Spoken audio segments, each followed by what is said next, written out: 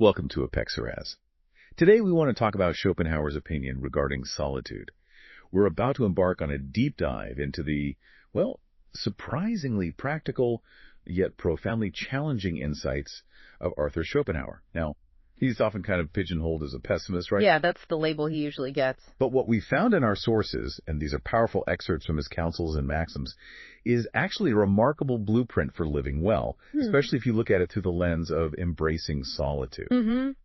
His views on happiness and, how we navigate social interactions, they really do flip conventional wisdom on its head. He encourages us really to reevaluate what genuinely contributes to a fulfilling, meaningful life. And, spoiler alert, it's often not what you might expect. Exactly. And our mission today is to truly unpack his provocative arguments.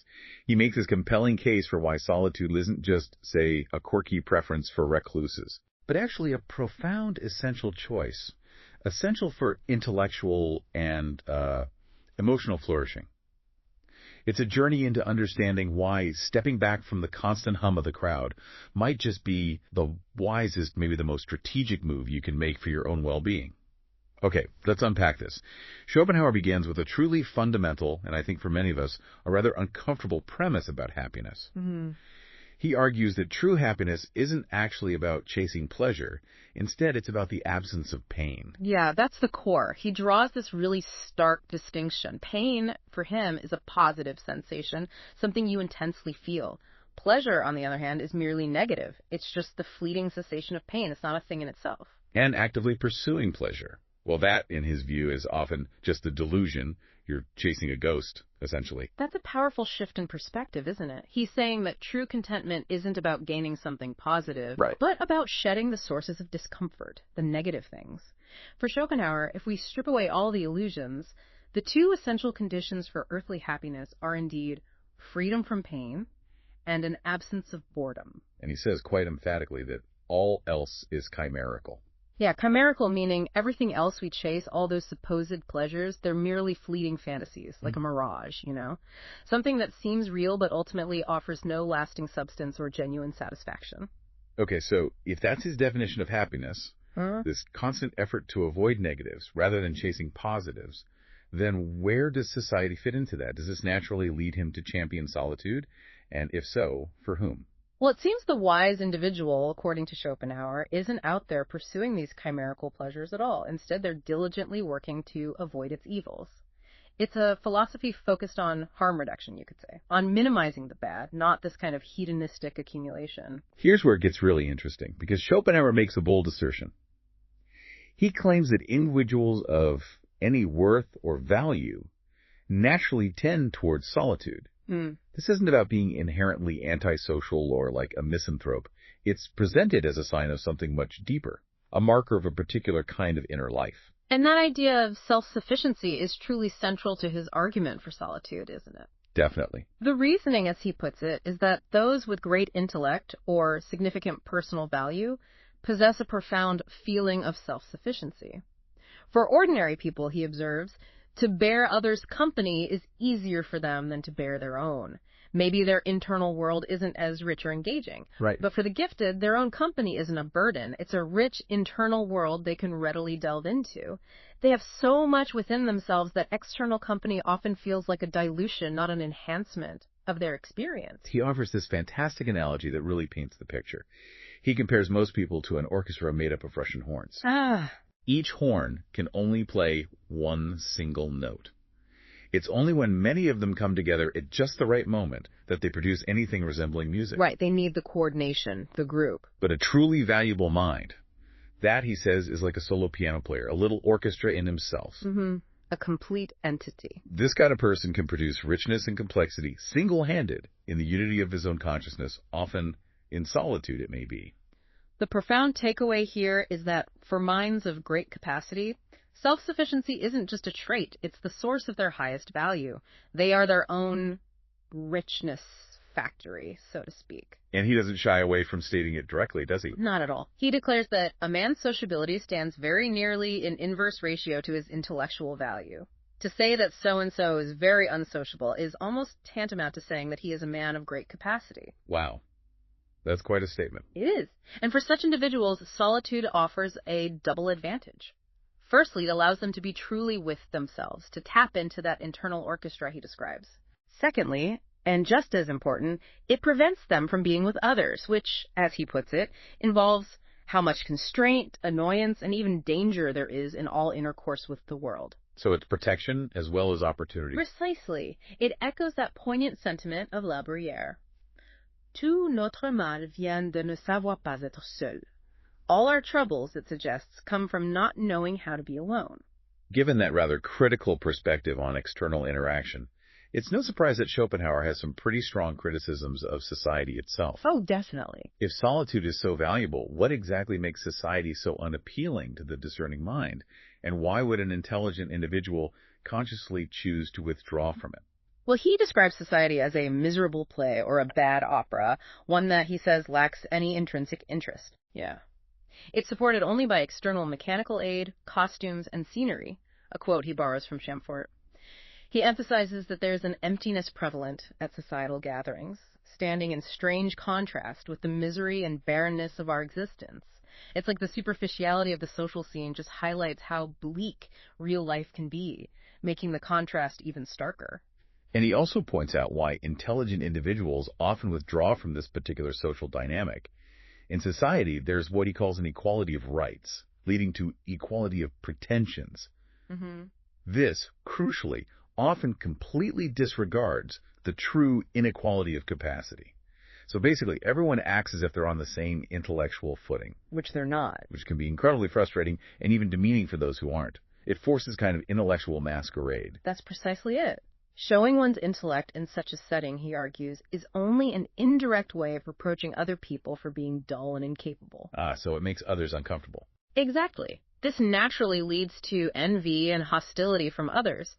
So for a person of genuine intellect to be liked, he must really be inferior in point of intellect. That's quite perverse, isn't it?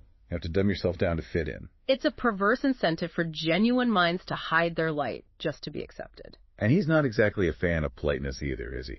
Not really. He describes it as little more than a tacit agreement to ignore each other's miserable defects. A grinning mask, he calls it. Yeah, a mere grinning mask. Not genuine pleasantness. You're not truly being kind. You're just agreeing to overlook all the flaws and superficialities for the sake of an artificial peace. It's a necessary social lubricant, perhaps, but devoid of true substance for him. He uses a fantastic analogy here, the one about fire. Oh, the fire analogy, yes.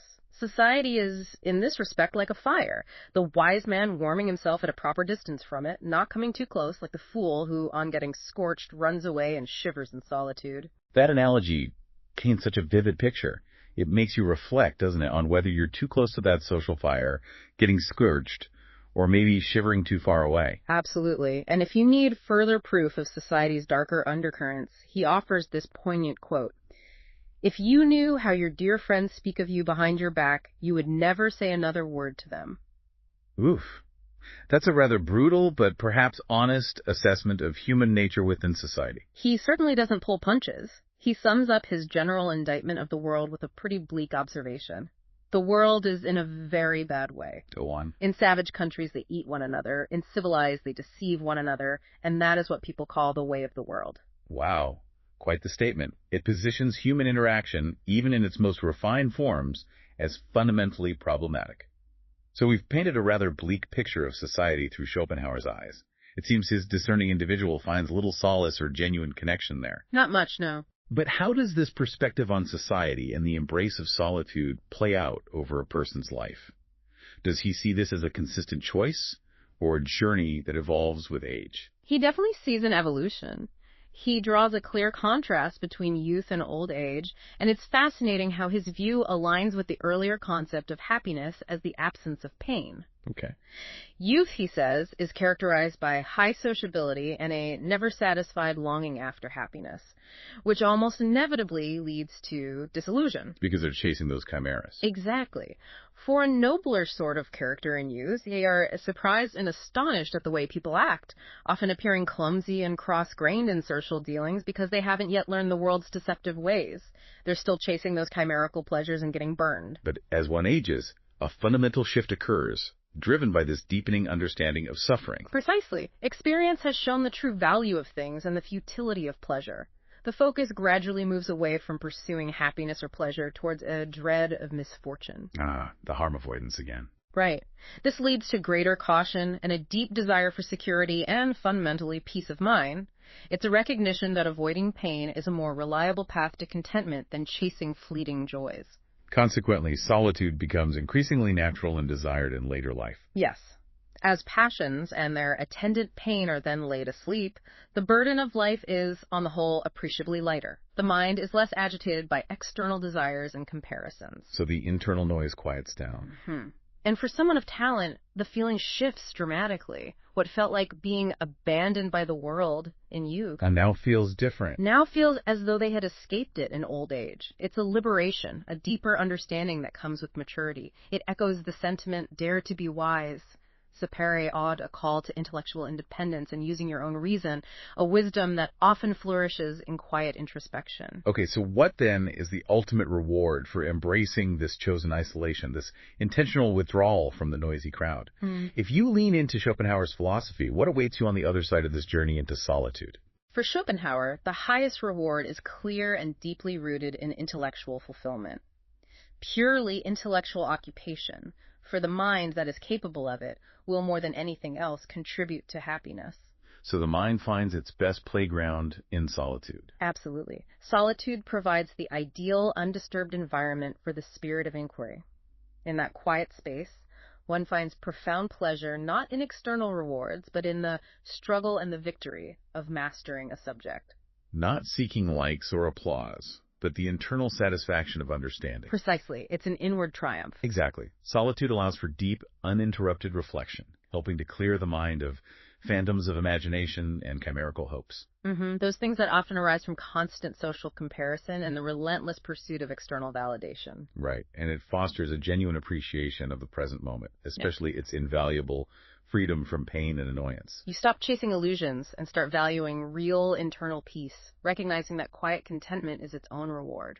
And ultimately, solitude leads to a deeper, more honest understanding of one's own true self. Is that right? Yes. In this quiet contemplation, one truly recognizes their aims and their authentic relations to the world.